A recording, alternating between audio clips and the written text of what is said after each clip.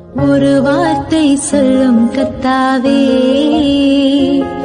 என் வாழ்க்கையெல்லாம் செழிப்பாகுமே. ஒரு வார்த்தை சொல்லும் கர்த்தாவே,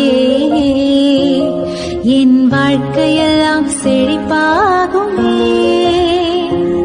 ஆண்டவராகிய இயேசு கிறிஸ்துவின் இனிதான நாமத்திலே ஒரு வார்த்தை சொல்லும் கர்த்தாவே என்ற தியான நிகழ்ச்சிக்கு உங்களை அன்புடன் வரவேற்கிறோம். கர்த்தர் கிருபையாய் தந்த இந்த நல்ல நாளிலும் மீண்டும் உங்களை கர்த்தருடைய வார்த்தை மூலம் சந்திப்பதிலே மிக்க மகிழ்ச்சி அடைகிறோம்.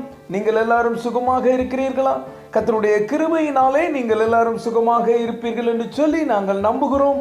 கர்த்தருடைய கிருபையும் சமாதானமும் உங்கள் குடும்பங்களிலே பெருகுவதாக. நேற்றைய தினத்திலே கேள்வி நேரத்தில் கலந்து கொண்டு பதில்களை அனுப்பி கொடுத்த அனைத்து கர்த்தருடைய பிள்ளைகளையும் இயேசு கிறிஸ்துவின் நாமத்திலே வாழ்த்துகிறோம்.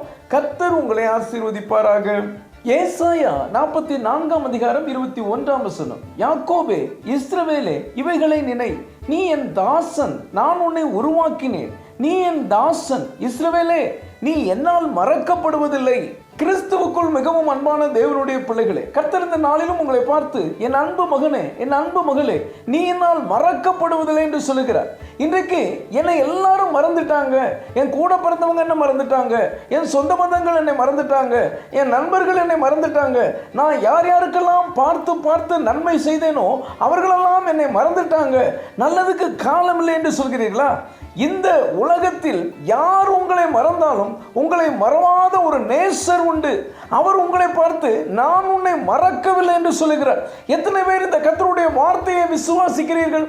விசுவாசிக்கிறவர்கள் ஆமென் என்று சொல்லுங்கள். யோபு 19 அதிகாரம் 14 வசனத்திலே யோபு சொல்கிறார், என் பந்து ஜனங்கள் விலகி போனார்கள், என் சிநேகிதர் என்னை மறந்து விட்டார்கள்.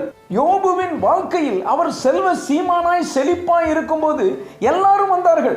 அவர் நிலைமை கொஞ்சம் இறங்கி அவர் எல்லா ஆஸ்தி செல்வத்தையும் இழந்தபோது எல்லாரும் போய்விட்டார்கள். அவர் வியாதி படுக்கையான போது மனைவி கூட கடினமாக பேசுகிறார். அப்பொழுதுதான் யோபு சொல்கிறார், என் பந்து ஜனங்கள் விலகி போனார்கள், என் சிநேகிதர் மறந்து போனார்கள் என்று. எனக்கு அன்பான தேவனுடைய பிள்ளைகளே, இந்த உலகம் அப்படித்தான். பணம் நம்மிடம் இருக்கும் வரைக்கும் தான் எல்லாரும் வருவார்கள். பணம் இல்லை என்றால் எல்லாரும் விலகி போய்விடுவார்கள். பணத்திற்கு கொடுக்கிற மதிப்பை மனிதனுக்கு இந்த உலகம் கொடுப்பதில்லை. எல்லாரும் மறந்து போவார்கள். அதைத்தான் தாவீது ராஜா சங்கீதம் 31:12 வசனத்திலே சொல்கிறார், செத்தவனை போல எல்லாராலும் முழுவதும் மறக்கப்பட்டேன், உடைந்த பாத்திரத்தை போலானேன். இன்றைக்கு உங்களையும் இந்த உலகம் செத்தவனை போல மறந்து விட்டதா?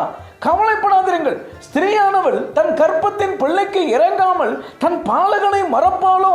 அவர்கள் மறந்தாலும் நான் உன்னை மறப்பதில்லை என்று கர்த்தர் சொல்லுகிறார்.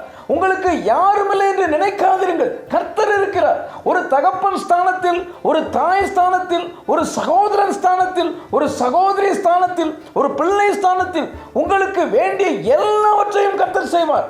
அவரை நம்புங்கள். ஆதியாகமம் 40 அதிகாரம் 23 வசனத்தை நாம் வாசிப்போம். ஆனாலும் பான பாத்திரக்காரரின் தலைவன் யோசேப்பை நினையாமல் அவனை மறந்து விட்டான்.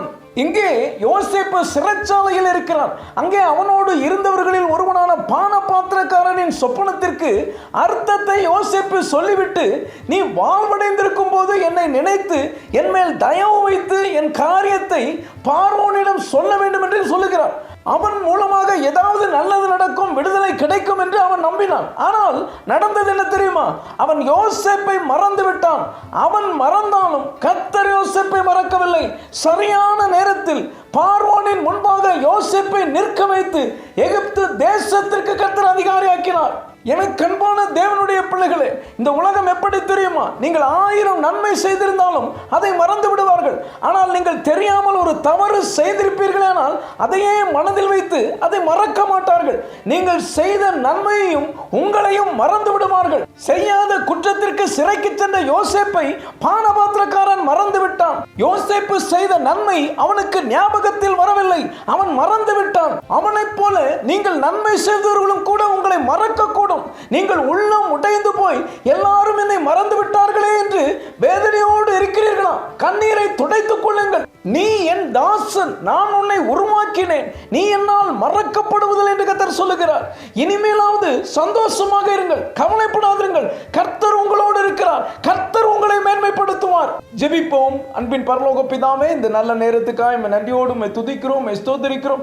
நீ என்னால் மறக்கப்படுவதில்லை இந்த வார்த்தையின் மூலமாய் நீர் எங்களோடு பேசினதற்காக நன்றி தகப்பனே. உள்ளம் உடைந்து போய் வேதனையோடு இந்த வார்த்தைகளை கேட்டுக்கொண்டிருக்கிற உடைய பிள்ளைகளை நீர் மறக்கவில்லை என்று சொல்லி திடப்படுத்துகிறதற்காக ஸ்தோத்திரம். உடைய பிள்ளைகளை நீர் மேன்மைப்படுத்தி ஆசீர்வதிக்கிறதற்காக ஸ்தோத்திரம். இயேசுவின் மூலம் ஜெபிக்கிறோம் நல்ல பிதாவே. ஆமென், ஆமென். இன்றைய கேள்வி, பானபாத்திரக்காரன் யாரை மறந்து விட்டார்? ஏ நெகேமியா, பி தானியேல், சி யோசேப்பு, டி எஸ்தர். இந்த கர்த்தருடைய வார்த்தை உங்களுக்கு ஆசீர்வாதமாக இருந்திருக்குமே ஆனால் தயவு செய்து லைக் பண்ணுங்கள். உங்களுடைய நண்பர்களுக்கும் உறவினர்களுக்கும் வாட்ஸ்அப்பில் இருக்கிற அனைத்து குழுக்களுக்கும் அனுப்பி கொடுங்கள். தொடர்ந்து நம்முடைய ஆசியம் மிஷனரிமார்களுக்காக ஜெபித்துக் கொள்ளுங்கள். கர்த்தர் உங்களையும் உங்கள் குடும்பத்தின் பிள்ளைகளையும் ஆசீர்வதிப்பாராக.